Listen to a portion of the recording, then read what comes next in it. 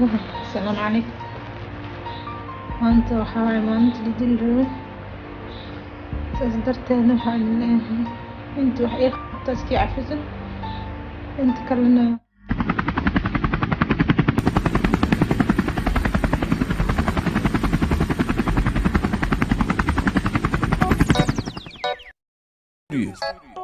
Somalia.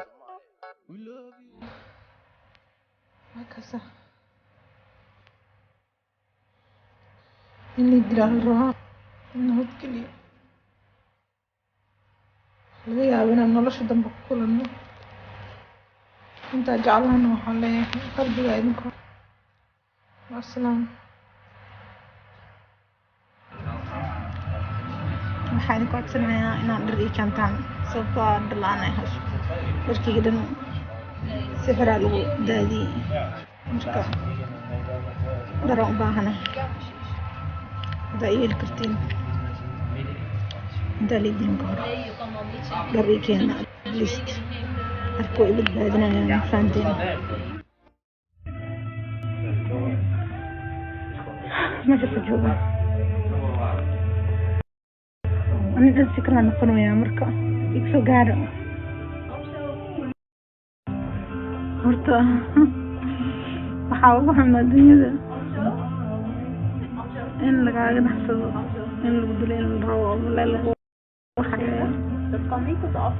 saas oo ugu darno weliba waxaa ka qaban karta aadan ahayn oo qofka caawinayn oosan jirin, waalidkaagana ayay kugu soo xareeyeen meeshaan oo kale. weliba iyadoo la qorsheeyey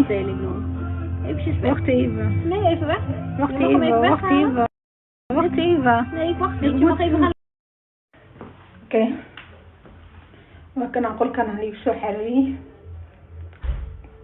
maxaan lahaayay sheeg iyadoo la rabo in si siyaasadeysan la ii dilo. marka maxaan lahaayay sheeg dharkaygii wixii dhan waxaa lagu daadiyey sixir ii balaayo. ma xiran kari, dhar la-aan ay hayso. dhar ma ii heli kartiin? dhar u baahanahay.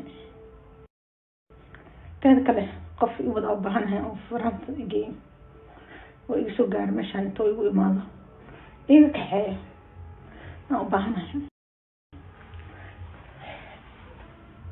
saasaan u ekahay hadda mujadiin ya saasaan u ekahay.